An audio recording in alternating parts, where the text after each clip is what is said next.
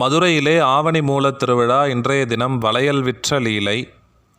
முன்னொரு காலத்திலே தார்காவனத்திலே இருந்த முனிவர்களுடைய மனைவியர்களுக்கு தங்களைப் போன்ற அழகிலும் கற்பிலும் சிறந்த பெண்கள் வேறு எவரும் இல்லை அப்படின்னு கர்வம்.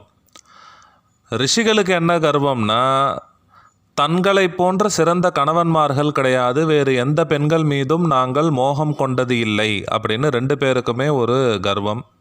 இதை அழிப்பதற்காக சிவபெருமான் பிக்ஷாடன வடிவம் கொண்டு அழகிலே மன்மதனைப் போல கையிலே பிச்சை பாத்திரம் எடுத்துக்கொண்டு தார்காவனத்திற்கு செல்லுகிறார். இன்னொரு பக்கம் இவர்கள் யாகம் செய்து கொண்டிருக்கக்கூடிய இடத்துல மகாவிஷ்ணு மோகினி வடிவம் கொண்டு போகிறார். இப்போ மோகினி வடிவத்தை பார்த்து தார்காவனத்து மகரிஷிகள் மயங்கி விட்டார்கள். பிக்ஷாடன வடிவத்திலே சென்ற சிவபெருமானுடைய வடிவத்தை பார்த்து ரிஷிபத்தினிகள் எல்லாம் மயங்கி அவர் பின்னாடியே போனாங்களாம். போகிறவர்கள் என்ன பண்ணாங்க, அவருடைய பிக்ஷை பாத்திரத்திலே தான் அணிந்திருந்த வளையல்களை எல்லாம் போடணும், தன்னுடைய நகைகளை எல்லாம் போட்டுடணும், பால் தயிர் நெய் எல்லாத்தையுமே அவருக்கு கொடுக்கணுன்ற எண்ணத்தோடே போனார்களாம். சுவாமி அவர்களுடைய கர்வத்தை அழித்து விட்டு மறைந்து விட்டார். ஆனால் மறைந்த பிறகும் இவர்களுக்கு இறைவனுடைய நினைவாகவே ஏங்கி கொண்டிருந்தார்களாம். முனிவர்கள்லாம் அங்கேருந்த மோகம் நீங்கி வந்த பிறகு தான் யோசிக்கிறார்கள், என்ன நம்ம மனைவியர்கள்லாம் இப்படி இருக்காங்களே அப்படின்னு சொல்லிட்டு யோசித்த பிறகு ஞானத்தின் மூலமாக கண்டு கொண்டார்கள் என்ன நடந்ததுன்னு. உடனே அவர்கள் என்ன பண்ணுறாங்க, இவர்களும் தவறு தான் செய்தார்கள், ஆனாலும் இவர்களுக்கு மட்டும் சாபம் கொடுத்து விடுகிறார்கள். நீங்கள் அனைவரும் மதுரையிலே வணிகர்களுடைய குலத்திலே மகளிர்களாக பிறப்பீர்களாக அப்படின்னு சாபம் கொடுத்து விட்டார்கள். இப்போ சாபம் நீங்க வேண்டும்.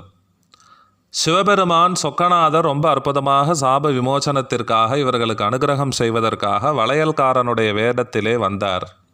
வளையல் வாங்கலையோ வளையல், வளையல் வாங்கலையோ வளையல் அப்படின்னு வந்து நிற்கிறார். பூர்வ ஜென்ம பந்தம் காரணமாக அந்த குரலிலே ஒரு ஈர்ப்பு ஏற்படுகிறது. வந்தவர்கள்லாம் ரொம்ப ஆசையாக சுவாமியை சூழ்ந்து கொண்டார்கள். சுவாமி எனக்கு வளையல் போடுங்க, சுவாமி எனக்கு வளையல் போடுங்கன்னு தன்னுடைய கைகளை எல்லாம் நீட்டி ரொம்ப அழகாக வளையல்களை இறைவனுடைய திருக்கரங்களினாலேயே அணிவித்து கொண்டார்கள். ரொம்ப ஆனந்தம் பட்டார்கள். மறுபடியும் சுவாமியுடைய ஸ்பரிசம் நம்ம மேலே படாதா அப்படின்னு யோசித்தவர்கள் போய் வளையலை உடைச்சிட்டு மறுபடியும் வந்து வளையலை அணிவிக்க வியாபாரியை கேட்டுக்கொண்டார்களாம். சொக்கநாதர் சிரித்து கொண்டே அழகாக அவர்களுக்கு எல்லாம் வளையல் சார்த்தி விட்டு கிளம்பினாரா.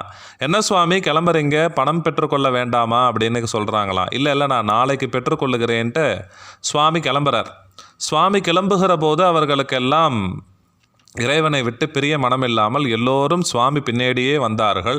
சுவாமி கர்ப்பகிரகத்துக்குள்ளே சென்று மறைந்து விட்டார். அதன் பிறகு அவர்களுக்கு பூர்வ ஜென்ம ஞாபகம் வந்து அனைவரும் சாபம் நீங்கி மீண்டும் ரிஷிபத்